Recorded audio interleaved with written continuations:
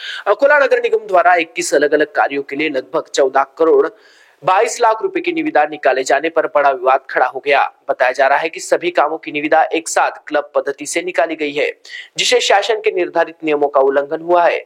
इस मुद्दे को गंभीरता से उठाते हुए विधायक नितिन देशमुख शिवसेना यूबीटी ने आरोप लगाया है कि नगर निगम प्रशासन ने नियमों का दरकिनार कर यह प्रक्रिया बड़े ठेकेदारों को लाभ पहुंचाने के इरादे से अपनाई। शासन के नियमों के अनुसार कुल कामों में 30% कार्य मजदूरी सहकारी संस्थाओं को और 30% कार्य सुशिक्षित बेरोजगार अभियंताओं को देना अनिवार्य है। इसके अलावा प्रत्येक काम के लिए अलग अलग प्रशासकीय मंजूर होने के कारण हर कार्य के लिए स्वतंत्र निविदा निकालना भी आवश्यक है, लेकिन निगम द्वारा सभी कार्यों को एक साथ जोड़कर एक ही निविदा प्रक्रिया से माध्यम से टेंडर जारी करने से छोटे ठेकेदारों और स्थानीय मजदूर सहकारी संस्थाओं के अवसर सीमित हो गए। विपक्ष का आरोप है कि इस कदम से न केवल स्पर्धा कम होगी बल्कि शासन को करोड़ों रुपए का आर्थिक नुकसान भी हो सकता है। आरोप है कि यह प्रक्रिया बड़े ठेकेदारों के हित में रची गई है, जिसे छोटे और स्थानीय स्तर के मजदूरों में एवं बेरोजगार अभियंताओं को नजरअंदाज किया गया है। शिवसेना यूबीटी ने मांग की है कि वर्तमान निविदा प्रक्रिया को तत्काल रद्द किया जाए और शासन के नियमों के अनुसार प्रत्येक कार्य के लिए अलग अलग निविदा निकाली जाए।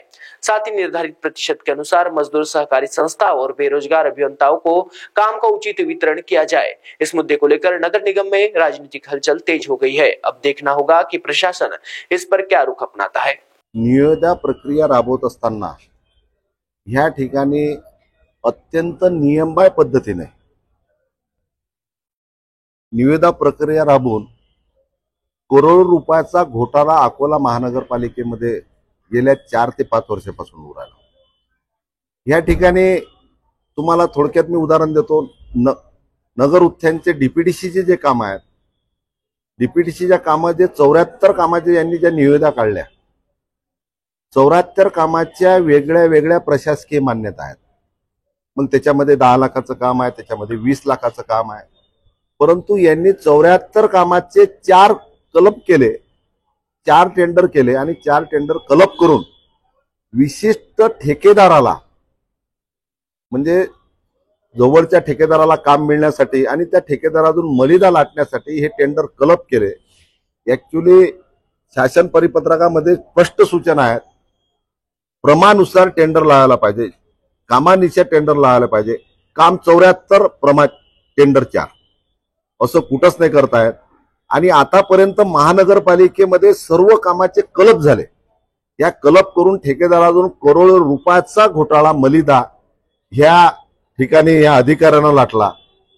तुम्हाला सांगतो याच्यात अटी शर्ती बी अशा टाकण्यात येतात। 10 लाखाचं काम कलप करायचा, अटी शर्ती अशा टाकायच्या की अकोला शहरामधले फक्त 2-3 ठेकेदारच त्याच्यात बसले पाहिजेत। मग मला सांगा याच्यामध्ये एक 10 लाखाचं काम आहे, कोणतं आहे 10 लाखाचं काम? गोकुळ कॉलेजमध्ये ओपन स्पेस मध्ये हनुमान मंदिर हात पंप बसवणे। आता हात पंप बसवणे हे काम जर इंडिव्हिज्युअल लावलं तर एखादा जो छोटासा कंत्राटदार असते 50 लाखाचा त्याला त्याच्यात काम भेटू शकते। हे कलप केलं मग तो त्या कंत्राटदाराला भेटत नाही, मग मोठ्या ठेकेदाराला द्यायचं, त्यातून पैसे घ्यायचे आणि त्याच्यात स्पर्धा होत नाही। महानगरपालिकेमध्ये जेवढे आतापर्यंत टेंडर झाले त्या टेंडरमध्ये कुठेही स्पर्धा झाली नाही, एक तर अभाव झाले, एक तर याटपार झाले आणि ह्या माध्यमातून करोडो रुपयाचा घोटाळा ह्या ठिकाणी होत आहे। एकीकडे आम्ही अधिकाऱ्याशी चर्चा करत असताना ते आम्हाला सांगतात की नगर विकास मंत्रालयाचा आम्हाला आशीर्वाद आहे, आमचं कोणी बाका बालबाका करू शकत नाही। म्हणजे यांच्या सांगण्यावरून असं येते की या सर्व प्रक्रियेमध्ये नगर विकास मंत्रालय इन्व्हॉल्व आहे, म्हणून यांची मस्ती वाढलेली आहे आणि ह्या माध्यमातून अति करोड रुपयाचा घोटाळा अनियमितच्या माध्यमातून महानगरपालिकेमध्ये होऊ राहिला। जिल्हाधिकाऱ्यांना एक पत्र दिलं की अशी हे प्रक्रिया थांबा म्हणून, आज आयुक्तांना सुद्धा दिलं, आयुक्त हजर नव्हते, परंतु याच्या अगोदरी सुद्धा यांनी अशीच प्रक्रिया राबवली आणि आता जिल्हाधिकाऱ्यांना ह्या कामावरचा निधी वितरित करण्यात येऊ नये, जोपर्यंत इंडिव्हिज्युअल प्रमाण लावत नाही तोपर्यंत निधीला थांबवण्यात यावं आणि ही प्रक्रिया जे नियमबाह्य पद्धतीने चालू आहे या पद्धतीला थांबवा असं सुद्धा जिल्हाधिकाऱ्यांना पत्र दिलेलं आहे। त्याची चर्चा नियम असा आहे की 30% कामं सुशिक्षित बेरोजगाराला असले पाहिजे, 30% कामं सुशिक्षित अभियंत्यांना असले पाहिजेत। हा नियम या महानगरपालिकेत 5 वर्षापासून कुठंच लागू नाही आणि स्वतः कार्यकारी अभियंत्यांना लिहून दिलं की याबाबतचे शासनाचे परिपत्रक महानगरपालिकेला लागू नये, असे स्पष्ट सूचना सुद्धा लेखी सुद्धा इथल्या कार्यकारी अभियंत्यांना लिहून दिलं आणि त्यांनी असं लिहून दिलं, याच्यामध्ये पत्र दिलं की महानगरपालिकेमध्ये सर्व कामाची प्रशासकीय दृष्ट्या सोयी होऊन कार्यालय नसती हाताळण्याच्या कामावर प्रभावी नियंत्रण राहावे व सर्व कामं विविध मुदतीत पूर्ण व्हावे म्हणून आम्ही कलप केलं. आता मला सांगा, सर्व कामं विविध मुदत पूर्ण होण्यासाठी 10 माणसाला जर काम भेटलं तर ते लवकर होईल का 10 कामं एका माणसाला पूर्ण झाल्यावर पूर्ण होईल लवकर? म्हणजे कशा दिशाभूल करणे आणि कामाचे एकसारखे गुणवत्ता वेळेत बचत व्हावे आणि निविदेचा लाभ होण्याच्या दृष्टीकोने स्पर्धात्मक निविदेचा लाभ होण्याच्या दृष्टीने आम्ही कलप केलं.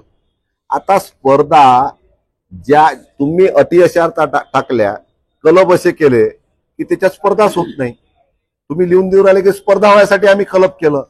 मग 50 लाखाचा कंत्राटदार कुठून स्पर्धा करणार आहे? तुम्ही अटी अशा टाकल्या की त्याच्यात अकोल्यात ते 3च ठेकेदार बसतात, 4था ठेकेदार होत नाही.